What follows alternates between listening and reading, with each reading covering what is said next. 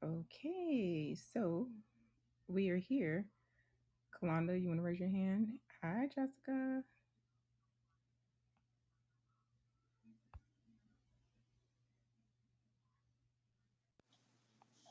Hello. Hey. 1 second. Let me. Okay, Jessica, if you're just listening, that's totally okay. But if you have a question, you can raise your hand to come on up. Hey, Natalia. All right, Kalanda. Yes, I know, with my list of questions. So, my first question is, how did your marketing experience go? I know that you said you were trialing out something with the doctors, and I saw that you posted, the response from, I'm assuming that was the referrals coordinator, maybe, that responded Yeah, back. the office manager. So Yeah. yeah, they I sent it out to probably like 12 different offices. And I actually was doing calls because no one responded to the mailed document that I sent. So I actually followed up and called a couple of all of the offices. These people are really protective of their patients, and I can totally understand. But I did get one who emailed me back, the one that you saw, and I just sent off the stuff that we need to begin the process of them doing that thing in their office. So to me, that's a success because it could have been zero. And honestly, like, it's really a really sensitive strategy that I probably would be very hesitant if someone reached out to me to do it themselves as well. So we'll see how this goes. And maybe they'll tell a friend and it'll spread. Yeah, I think that was definitely a good, like a different approach to marketing, because traditionally the ones that you hear the most are normally like a fax. But that's what I've heard, a lot of the doctors and pediatricians, they want to know who they're sending their patients to. And Hmm. normally, once they start sending me referrals, it's because like a parent has gone back to their next visit and said, "Oh, I had a great experience." So now it's like that trust is there. So then they just send tons and tons of referrals. Yep, that's exactly how it goes. So the way that I did this effort is I targeted those pediatricians that I already had a relationship with. So just know that whatever it is that I'm asking them to do was probably a lot more than them just sending a referral my way. So they would be really protective of the information that they send me. So I can totally understand why they didn't. Like, it's not a gung ho for everybody, but that one office, let's see what happens with them. But it's totally a genius idea. I'm not surprised because you always have genius ideas. But I definitely am, like, diversifying my payer source. As you know, and anybody else who was on the last Clubhouse, I am still waiting to hear back from Aetna. Um, that client has, just ghosted me into the sea, so I don't know where they are, but I'm still trying to recoup my money. Everything has gone through like with Aetna, but I've heard, my mother-in-law actually works for Aetna. Mm-hmm. And so she was telling me, just with out-of-network providers, it does take them a long time to reimburse, because it's not like a rushing matter to them. Mm-hmm. Um, but at this point, I mean, I don't even know like what the coverage is, like if they would be reimbursing, because I wasn't able to get any of that. I finally got all that set up in Availity. And that was another thing that I was going to say, like with using the form, to call in the members benefits worksheet, Mm-hmm. it's becoming to be a hassle because all of these companies, they don't want you to talk to anyone. They just keep like referring you to go to Availity, go to Availity, go to Availity. But it's kind of hard to get the specific information that you're asking for, because they R- have like a little tool in there where you can put the diagnosis codes and they can give you like a projection Does of that work for whether or not. No, you? every time I Yeah. try to use it, it just freezes. So I Okay. just, yeah. That's So I'm exactly like, my experience as well. so So I'm like, what? when, yeah, I I are they telling you go to Avality and they're saying that we're not going to give you any information because we want you to go to Avality? Is that what's happening, or are they giving you the information? Because what they typically do with me is they'll say, all of the members' benefits are all online. Yeah, but I know that this benefit information is not. So go ahead and give me the answers of the questions that I'm asking. So are they telling you to go to Avality and then they, end the call, or is it how does that go? No, it's more or less like when you call in, like for example, like Florida Blue. So whenever I try to call them, you pick the different lines and it's like trial and error before you finally get to where you can speak to a rep, but Mm-hmm. it's very hard to get to the point to speak to a rep. So sometimes it's like so time consuming for me that I'm like, I don't have time to sit on the phone, and if you don't press the right prompt response, then it'll just end the call or say like Mm-hmm. call back when you have that information. But yes, in most cases, that's what the call automated system is trying to get you. All this information is available online. You can request clients benefits and Mm-hmm. online. And then when I finally did speak to someone, that was one of the things that she stated was you can use the tool and put in the diagnosis codes, and I'm like, yeah, but it doesn't work. Yeah, and they never do. So Navinets doesn't work, Avalities doesn't work.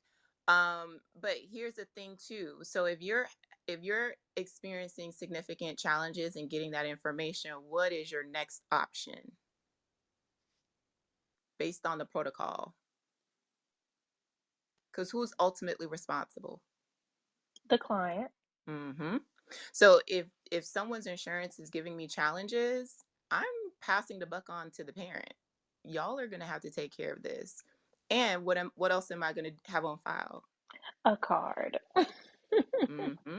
And I guess that So, has been my challenge because the primary Aetna I'm not in network with, but hmm the secondary, which is Medicaid, I am. So hmm that has been the thing. Like I'm waiting for it to get that EOB so I can submit to Medicaid. But even now, like I guess the biggest thing before was like I wasn't even aware like with their out of network coverage, if they even had out of network coverage, and like how to like, because I couldn't get anything because I hmm wasn't in the loop with Aetna, but now I am. hmm So now it's different. But I just kind of left that one claim because I didn't want to submit all of the other claims and not know what they were going to do with them. yes. And here's the next piece too. When it comes to the secondary, what is your timely filing? Do you know? Um, 90 days, I believe. Okay. So you have a representative that is attached to your account with that insurance, the Medicaid. Mm-hmm. Okay. But I she would doesn't probably respond. I know. uh, Like it's literally like we have a Facebook group and everyone's like, "Can you find another person? Because this person doesn't respond." And then when you call in, they're like, "Oh, you have to reach out to your area rep." And I'm like, "Yeah, I've called, I've emailed." And so now I'm just like, I don't even know what to do about the whole scenario. okay. So when I was doing that whole little email rally thing, um what I did was I went up the chain to their superiors. So I figure out who is the director for that area and maybe who is the boss of that director. And when I send the email to that rep or the regional person that's responsible, I tag all those people in on the email. Typically, that is when you get a response, when people want to actually do their job. So you have to, and you can find that document. Well, here we can find that document on their website, or like you type in the name of the insurance company and you can look at territory list or add territory list to the Google search. and you can possibly find a document that lists all the people that are responsible for your area, and then start working the chain with them that way. Because yeah, those representatives, like, they're real slack, really slack. But you just got to put a fire. And but for me, it's really concerning that the situation that you have right now with Aetna, that they're not responding. How many days has it been? Um, well, I know that the information went through because let's see, when I very first put in the request, it was like sometime in April, I would say.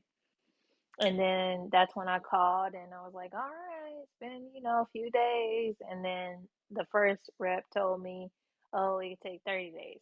Okay. Then I talked to another rep who told me, oh, it could take up to 90 days. And usually it's closer to the 90 days. And I was like, what?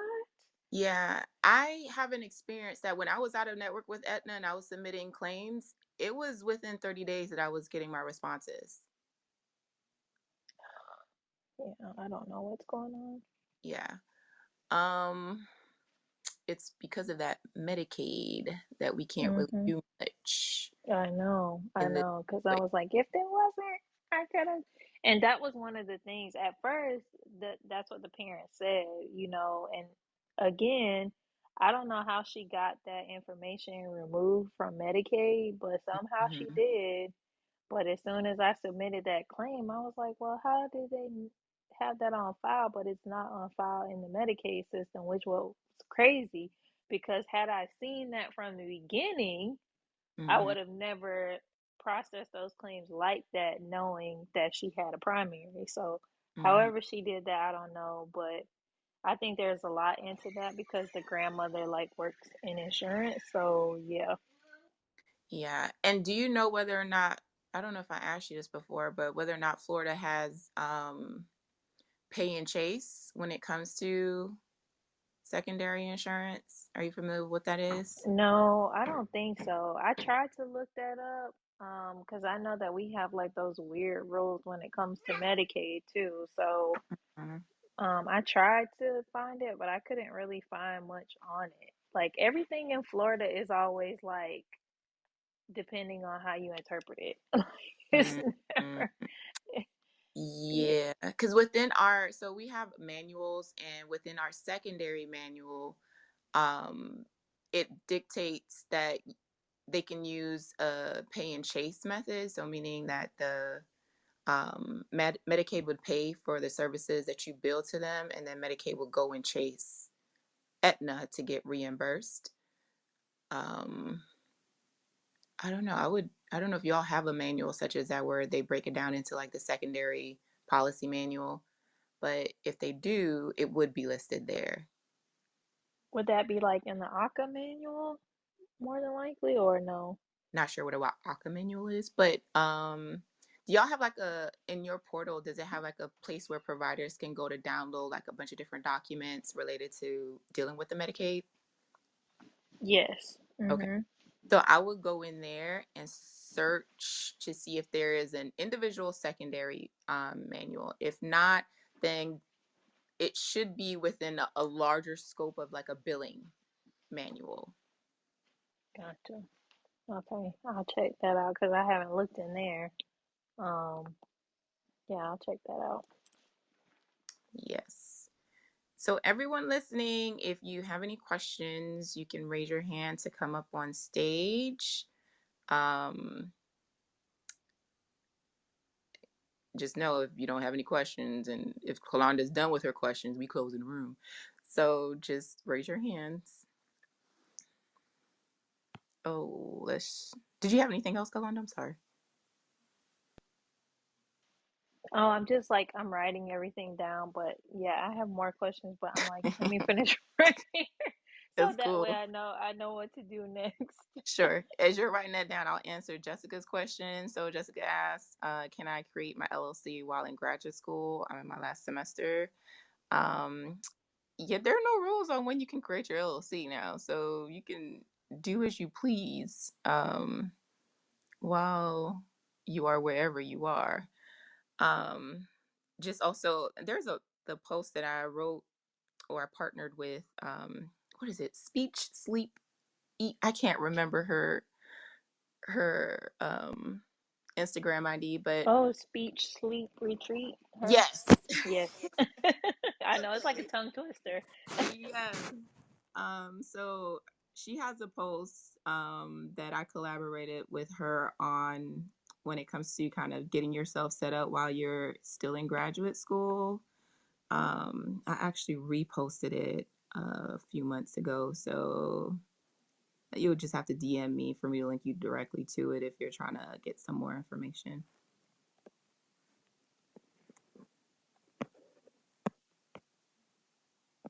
Yes, speech, sleep, repeat. Thank you, Ingrid. Okie dokie.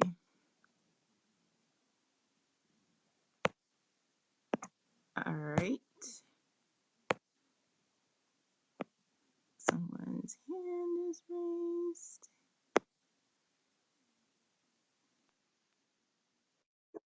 Hello, Ingrid.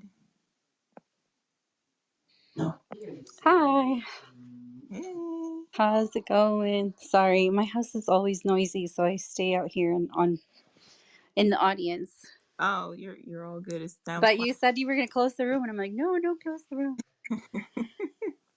Um, I am so still new at this. I have gone through a few steps to get started on my private practice. Mm-hmm. I think we chatted a little bit on one of the other clubhouses, but I just have no confidence in myself in terms of dealing with financials. I know. Um, I know. It's just like generational stuff, like being first gen. I Mm-hmm. didn't grow up here, and Mm-hmm. then having had a really hard time with student loans. Mm-hmm. That kind of made me like not trust myself and my skills with dealing with money and all of that. But just right now, my biggest question that I'm getting as people are finding out that I'm starting off but staying on at my full time. I just want to make sure I'm ethically doing the best thing in terms of like how to get referrals and not, um, I don't know, like have conflict with my full time at the schools. I don't know if you have any insight on that. Well, as long as your referral source is not the school you're working at, I think you should be okay. You could probably confirm that. I don't know if you all have like leads or like um, a, a main responsible head of special education person. You can probably talk to them about what would be a conflict. But for the most part, I think that as long as it's not coming from kids in your school, that's not a conflict of interest. Not at all. Oh, see, my noisy dog. Thank you for that. I think my hesitation comes because I am bilingual and I do go to more schools than one. Hmm. So I wonder if like that precludes me from like the entire district. That's kind of what makes me nervous Yeah, you would definitely have to talk to the district directly about to make sure. yeah. Um Yeah, that's what I've been kind of like thinking. I'm trying to start slow this year. Like I have very concrete goals. Like I want to go to ASHA. I want to write it off. I want to have one or two clients, just very small, like because I have two kids and a full time job, but get my feet wet and I want to do it right. But yeah, I wondered if that position that I'm in, I had an extra little layer of, conflict. yeah, and you're in such high demand too, so well therapist like you could have a full caseload just like that Yes, I if you have a want. colleague who is moving to another town in my state, and she's Hmm. like, "There's no conflict over here, girl." I'm like, "Okay." Yeah. Yeah. So I And think that's might be where I can start and feel comfortable that I'm not stepping on any toes. definitely considering too that we're now in a different realm where we can do virtual, right? Yes. So that's another opportunity for you if there is conflict within the part of town that you're in, just expand. Right. Go elsewhere. it elsewhere. Yeah, that was kind of where I was going with it, just to not even have to worry about it. Hmm. Um, About your financial concerns, not sure exactly where you are when it comes to that, but are you familiar with Susie Orman? does she do like financial kind of get out of debt kind of stuff? I think I've heard of her. Yes. So she does like a lot of like a PBS infomercial stuff now, but prior to this, I used to watch her throughout college for every Saturday night. Like she would come on and I was faithfully watching that. That's a good place to start. Like I think her shows are now on YouTube where like the old, super old episodes are on there. So that's a good place to like build your financial literacy skills is with her show. I'll definitely check it out. I know that a lot of it is in my head because I don't have student loans anymore. I Mhm. paid off the ones I could, and then I did the public service loan forgiveness, Nice. and I don't have any real debt other than my house. Hmm. So I know that I know how to do it. I just have like the lingering, question of like I'm just not a money person. Hmm. Yeah, but if you tell yourself that, that's what you're gonna be. Yes. So change your I story. am a money person.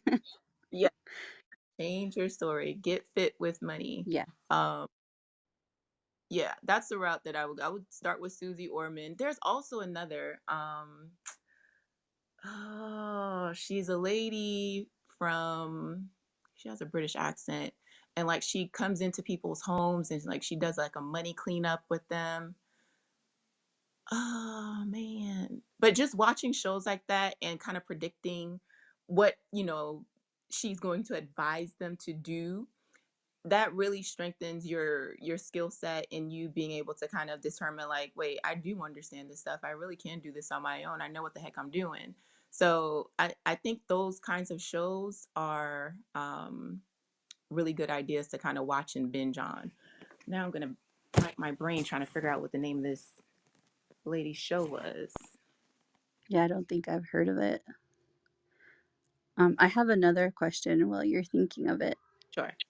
You had posted about not offering free consultations, and I can't remember exactly how you worded it, but it really hit me because you were like, you're totally like wasting your time if you're doing that.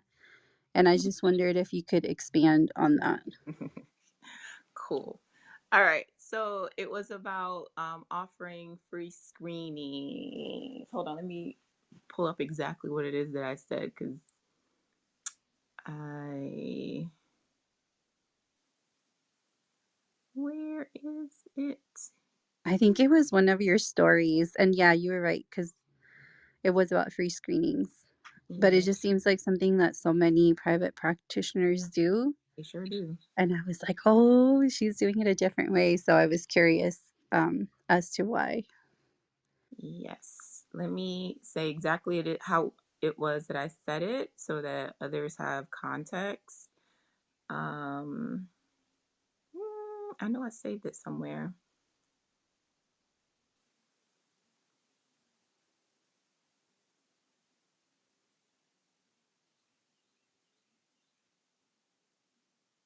That's terrible. I can't find it.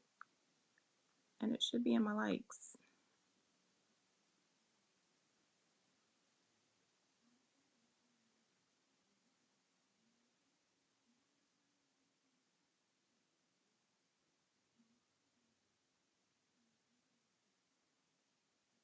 Oh, that sucks. Okay. So basically, I when I first started, I actually started by doing free screenings. And I actually did an entire preschool.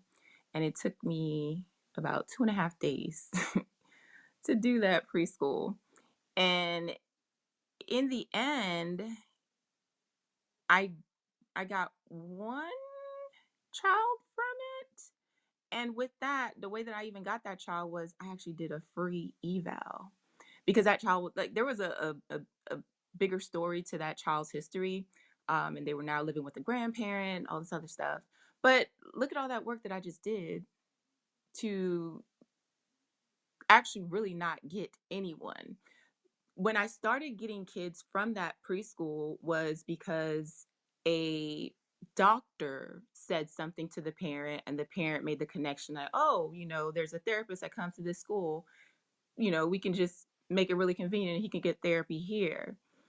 So when I was doing those free screenings prior to, seeing the child, I would have the parent fill out a form. And some of those forms the parents filled out and stated that they were aware, like they think the child has this problem. And when you confirm it with them, it's almost like they never said that they were aware. Like it's like it doesn't matter. You just wasted all of this time screening these kids where these parents were aware that there are issues, and you've confirmed the issues, and they're like, no, we don't want to go with you, or we're not pursuing anything. I don't see the purpose in that. 2 whole days of doing all of that free work. Meanwhile, there are people that do this regularly. I don't know what they get from it, but in my case, I don't get anything from it that is worth the time that would have been invested in it. So that is the reason why I am not a proponent of doing free screenings. Now, if I had a relationship with that preschool, and there was a parent that was interested in services, I would charge a nominal fee because people value what they pay for. But I'm not screening any child for free. Yeah, that really, I think it spoke to me because that's what you had said. Like, people value what they pay for. So Mm-hmm. why are you offering anything for free? Absolutely. And especially if you have a certain level of knowledge, just in talking to you, they can get, like, when people call me and, speak to me about their child, because I'm doing that free consult. There's so much information that these parents get from you, and they can recognize when you are knowledgeable about whatever it is that you're doing. And from that alone, if you are not able to determine or distinguish that this is the direction that you want to go in with this person, you're wasting your time giving them any more time Right. of yours. Well, thank you for that distinction because I was conflating it with consult, but screening is totally separate. Yeah, yeah, your hands are on the kid, and that's A not lot good. of time and work. Yeah. Yeah. Oh, I found Dang. so it Oh, was you can. unpopular opinion. One of the most costly things you can do is offer free screenings. So for everyone listening, that was a post on Instagram stories that she's asking about. Thank you so much. I agree. Oh, welcome. Yay. No more free screenings. All right. Kalanda, did you want to continue? Yes, the other question that I wanted to ask was just about like negotiations. So one of my providers I'm going to negotiate that I'm already in network with, Mm-hmm. but then the other I have not yet gone into network with them. I'm considering it. Mm-hmm. Um, but I mean, can you negotiate prior to? I'm assuming that you can before you actually sign the contract. That is, But yeah, that's actually the best time too. You have more leverage there. okay, great. But do you know, I was actually having this conversation with someone yesterday, but a lot of SLPs kind of put it out in this realm like, oh no, you can't negotiate rates. The rates are what they are. And I'm like, well, Uh, for Medicaid, but no wonder these insurance companies are getting over because I mean, people will go into an all like outright battle with you that no, you can't negotiate a commercial insurance rate. It is what it is. mm-mm. And I'm like, what? Nah. That can't Like, be. the only one that I would say that would be really difficult to negotiate with is Blue Cross Blue Shield.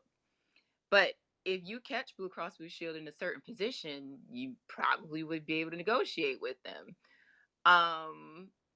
But yeah, you absolutely can. You absolutely can. I've successfully done it with Aetna, several years ago. And the ones that I'm doing now, like I'm waiting for one is supposed to send me the proposal this week, and the other's still working. And I've already gotten one that was they're working on my contract now. So yeah, you can. Okay, cool. Because that was the issue here with Florida Blue. Hmm. Supposedly, like a lot of providers left the network because they just started like willy nilly cutting their rates, Hmm. and a lot of people were like, no. So I guess like once they realized that people were leaving, they were like, oh, that was a bad idea. Hmm. And that puts you in a good position because, like, even for example, like here we had an insurance. It was a Medicaid insurance, though. But when providers start running in one direction, I run in the opposite direction because that to me that's an opportunity. There's a hole that I see there that I can present to that insurance company and be like, "Hey, I can meet this need that you got, and let's see how we can work together." True. And that was exactly my thought process. I was like, well, now is the time for me to get credentialed Hmm. because it's like they're looking for providers, and that seems to be the one that I get calls about frequently. Yep, and And make now sure you the get doctors are just part. sending them to me, even though they know that I don't accept that insurance, but they're still because they don't have anywhere to send them. Oh, that's a really good spot. That's a super great spot. So I was like, yeah, maybe now's the time for me to get and network and shoot my shot. Yeah, make sure you set yourself apart. Like identify how you are different because you are different. Just put that joint in writing and Yes, yes, yes, yes. yeah, that's really Okay, good. then I have another question. Sorry, everybody. No, that's fine. Nobody's raising their hands. Otherwise, the room would close, right? So, Right. Okay, so my other question, I had this, I guess she's like a rep reach out to me hmm. of a new plan that they're like trying to bring in the area, but it's not here yet. And of Hmm. course, she sent over all this proposal and paperwork, and the reimbursement was at the Medicare rate. Hmm. Um, and when I did some research, I guess it's like a plan from another state, but they sell it like Is it New on York? the, you said, is it what? Is it a New York state plan? It's called Is it a Healthy day of the Plans. week? Yeah, yeah, it is a day of the Okay, all right. It's a day of the week. Oh gosh, that's cracking me up. But yes, um, I was trying to find out more information about it, and I couldn't really find out much. And I guess that was my question. Like, have you ever been in a situation where you went and contracted with a company that was not yet there yet, but they're like, listen, we're gonna have these great, people are gonna have this plan, and Yeah. you should get on now. Like, I don't know, I just felt wary about it because I've never heard of that before. Yeah, so they can be doing it from two different angles. So it could possibly be that they are going to have employers who will have the insurance and they'll actually have people on the plan. Or they can be like there was another insurance company that came here and they were really trying to get providers to agree to be in their network just so that they can propose a bid to whatever the process is that these insurance companies have to go through to get into a state. So no one right now has received not one single member from this specific insurance. And I don't think that there's, any future plans on it, but a lot of these therapists went in network with them for pennies. And they thought it was a good rate when they were just being paid a little bit more than Medicaid. But when it comes to working with insurance companies that are in that position, the earlier you are contracted, quote unquote, with them, the better you can negotiate your rate with them. So if they're offering you Medicare add a couple percentages to that, to Medicare at 120%. And, let them talk you down from there. Okay, that was actually my tactic, but I was just, because I had never heard of that before, I was like, Yeah. and the rep kind of told me, I understand you're hesitant, but this is going to be a mistake.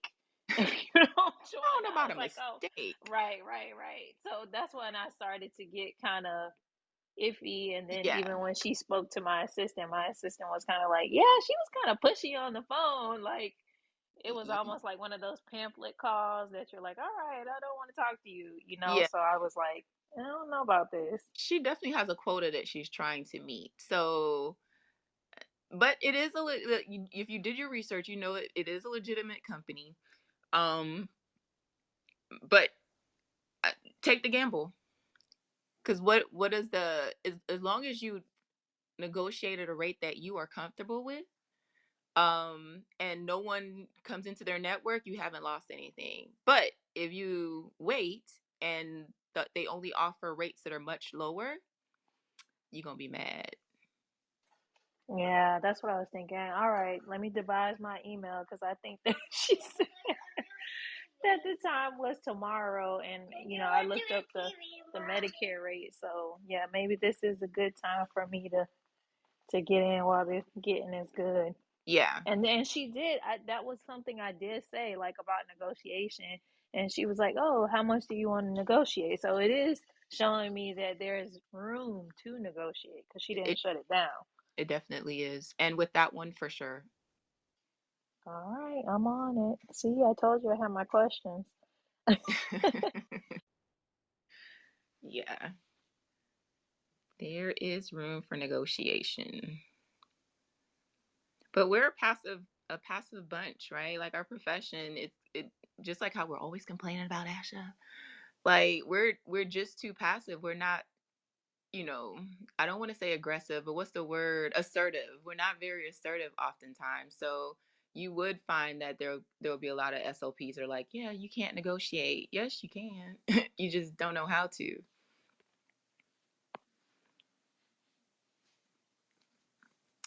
All right. So is it Jeannie, Melissa, Bridget? No questions. I don't know if you all are familiar with the app and raising your hand. But if there are no further questions, I will be closing. Ingrid, you said you're going to ASHA this year? Yeah, I've never gone. Oh, okay. Is this I, what? I'm anti ASHA.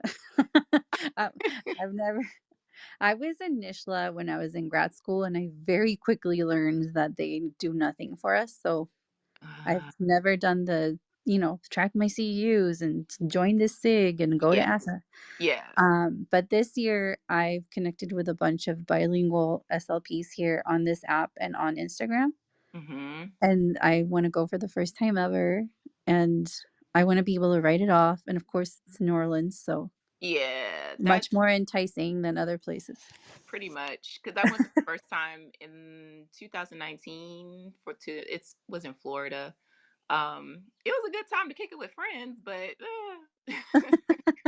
Yeah, that's we already have all the other social events planned more than like what sessions we're interested in. awesome. Yes. So, I haven't told anyone this, but I will be presenting at ASHA. Um, well, actually, the day before ASHA. So I may see you guys. We'll see. Woo! Hey, That's awesome. Melissa. Thank you. Hi, I'm driving, so I'm hoping that it's not too loud You're okay. or that my audio's okay. Okay, great. I have been on Clubhouse for a while now, but I kind of took a break for a little bit. I've been having this really crazy busy position at a district in California. I started my private practice in February of 2021, and I'm just really excited right now. I'm in the point of the private practice where I'm ready to just do it full time. The position that I have at the school, I'm an AAC specialist, so it's really specialized, but it's extremely busy, and um, I just don't feel like all of the effort and work I put into it is really appreciated. And when I do work with my private clients on the side, it's like night and day. And I want to do that full time now. But my question is, I've never even stepped into the realm of taking insurance or any of that. Currently, I receive all of my private clients through the regional center, but long term goal is to work with bilingual aphasia patients and work with more adult clients. I just don't know how to find them. So I guess my question is two-part. How do I even get started in the insurance side? And how do I find those adult clients? Because I right now, as I said, I'm just getting those regional center kiddos, and they're all early intervention. And I'm good at it. I love it, but my long-term goal is to work with more adults. So Got any it. advice as well? Sure. So when it comes to adults, because I work with kids, I would say where you would probably be able to get referrals is if you, because when the inpatient centers and then some hospitals have outpatient, I would probably get my name on a list of the inpatient centers for when patients are being released or discharged, that they have access to ongoing services. What I do oftentimes is because when I get phone calls for adults, I refer them to their hospital's outpatient. And if their hospital's outpatient is unable to see them, hopefully they have a list of providers that they can give them so that they can, um, make referrals to. Another, I don't know if I should say this or if it really would. Mm, but no, those aren't aphasia. Primary care physicians, because I get referrals from them as well, even though I work with kids, I'm not understanding why I still get those referrals. So primary care physicians are also options in getting referrals for patients that may have undergone traumatic injuries of some sort. Anyone else has any other referral ideas for Melissa, who works with adults? Anyone work with adults? I know, Kalanda, your kids too, right? Yeah, I'm kids.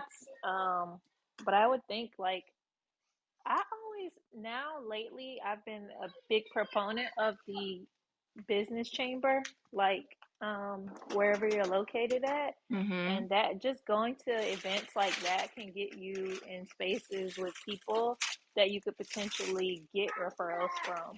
Yeah. So whether it's like a nurse practitioner who owns her own practice and specializes with adults, so that might be something worth looking into. Yeah. Connecting and networking for sure.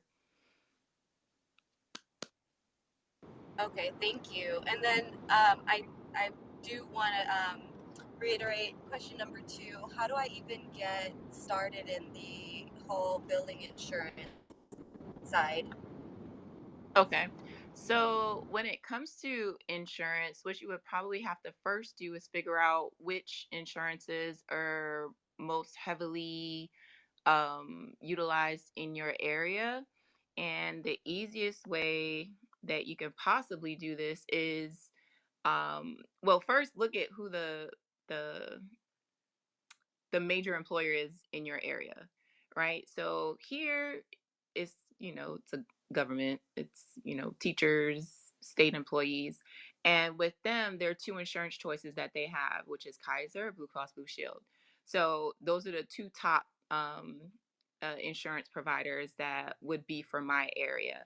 Now, if I wanted to look at additional, I would probably go to the health exchange and see what those insurances are that are listed there. So is it Cigna? Is it, Ambetter, some other insurance, and decide from there which ones you're going to contact. And honestly, the way that you decide whether or not you're going to go in network with them is, one, their saturation, and then two, what do they pay? And you find that out by initiating a request for a contract. So you would use Google and actually just search the insurance name plus become an in-network provider. And that could lead you to the process. And when you're going through that process, I would heavily advise you not to sign anything until you understand what the reimbursement is for that network and if you're comfortable with that reimbursement. And if not, negotiate. Okay, thank you. I know that's like a loaded question. I really appreciate it. And I'll be checking out the website. I appreciate that. You're welcome. Have any questions? Oh, Bridget says, are you able to charge the same fee for speech therapy services when an SLPA does the therapy versus the SLP? Yes, you are. Because that SLPA is still being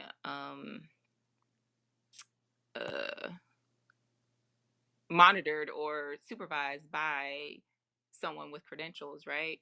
And it's still a plan of care that is written by an SLP. So it doesn't change how much you charge at all. Though I do know some practices charge less because they're using SLPAs, and I've seen like numbers, and I'm like, ooh, that's really low. But I would charge the Crazy. same. What are you gonna say? I said, yeah, that's crazy. I've seen that a lot here. I know, like for us, if we're using Medicaid services, we have to add a modifier to show, and the reimbursement is lower, but Mhm. still the billing rate is still the same because Yeah. nothing changed. Yes. Absolutely. Yeah, that's still my hard work on that SLPA, and I'm still consulting with them to make sure that that patient's services are, being provided accurately and whatever else. So, yeah. Okie dokie. I have another question. Sure. For timeline purposes, do you recommend like waiting a little bit after having set up a private practice before taking insurance, or do you think it's something that I can like kind of get started in right away? It depends. Cause when I started, I was of the mindset like my clients are gonna be able to afford me, but that's not how it really worked out. So eventually I had to, succumb to the insurance game. But it really just depends on who your clientele is and if you're actually able to um, make the income that you want by not being or not accepting insurance. Now, if you're getting phone calls and everybody's like, yeah, I want to use my insurance, and they're not going with services because you don't accept whatever insurance it is that they have, then that might be a call for you to step up and,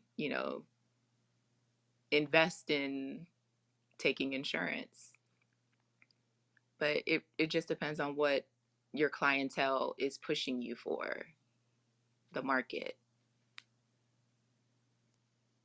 Oh, okay, that makes sense. Did you ever dabble with superbills or anything like that Oh yeah. before starting with insurance? Yeah. Well, I yeah, not so I've I've interacted more with superbills as an insurance provider than not being an insurance provider, because there are some insurances that just wasn't accepting new providers, which is the ones I'm in negotiation with now. Um, but superbills, I know a lot of people think that superbills are like just a way out, but superbills are just as in depth as dealing with insurance in general. Like all the same requirements that an insurance company can put on me as an in-network provider, they can put on someone else using a superbill. You're still subject to whatever auditing that they may do. It's still a claim. So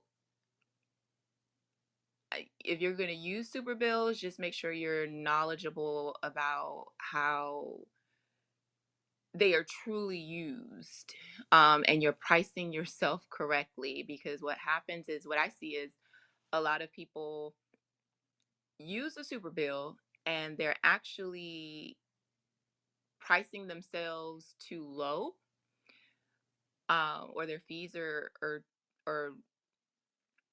not really what they should be, right? So when I'm billing insurance at a certain rate. And that rate is the going rate for therapy, not privately, but the going billed insurance rate. And when I see people use super bills, they're often using super bills and putting the amount that they are having the patient pay privately, like they're using their private rate on a super bill. For me, if I'm interacting with insurance in any kind of way, I am billing my insurance rate. So that patient would be responsible for my full insurance rate. Now they're going to take the super bill, take it to their insurance, and see what their insurance gives them based on my full insurance rate. And the reason why I use my full insurance rate is because, again, I'm still responsible for whatever that insurance asks of me. So if they say we need, the last 6 weeks of whatever, I have to figure out a way to get it to them. And I'm still responsible for that.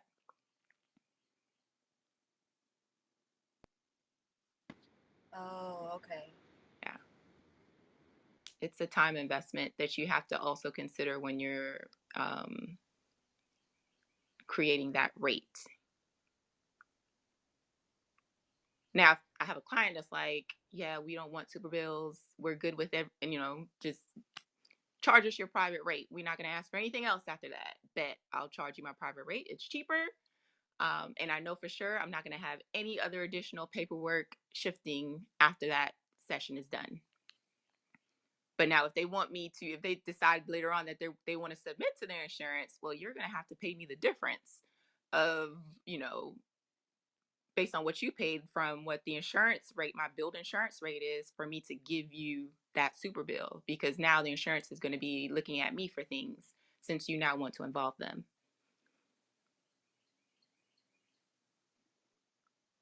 And that is so Oh, true. okay. I will say that, especially from taking the course and having like been through those scenarios, that those insurance companies will just pop up out of the blue and start asking for documents from you, and you're like, what? Like, I'm not even in network with this insurance. Why are they Mm-hmm. asking? So then I think that was one of the biggest aha moments for me. Like when I took the course, I was like, wow, because in those SLP groups, people are really out here, saying that the private pay rate and your insurance billing rate, it's all the same thing, and it's actually not. Mm-mm. Um, and even if you go to like your own doctor and you ask them, like, oh, I don't have insurance, what is the rate that I would pay? It's the same type of deal. So I don't understand like why we are doing that. Yeah. I think it definitely stems from not, one, groupthink, and then two, not really seeking that knowledge at all. And then there isn't the knowledge available. Like ASHA has a whole private practice. Is it a private practice portal? I don't know, whatever it's called. There's it's not broken down. It's not made to make sense easily. Yeah. It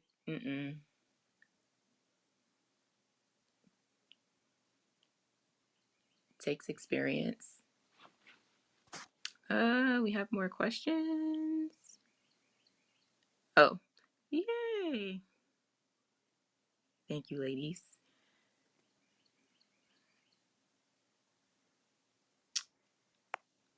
Okie dokie. Well, if we are all good, and also don't forget, you guys, I have the link up top where you can, if you have not taken the private practice assessment, you can tap on that and figure out how much you know about this world that we're in.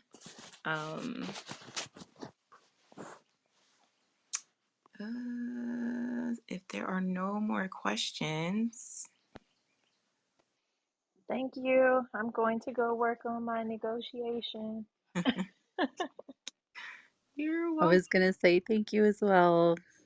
You're welcome. Every time I know you don't know or know me, but every time I listen in, I do one thing. So last time I actually like did the LLC, and Nice. then this time I'm like, okay, I'm gonna do the EID. I know I can do that online really quick and just get going. Are you So speaking of thank you.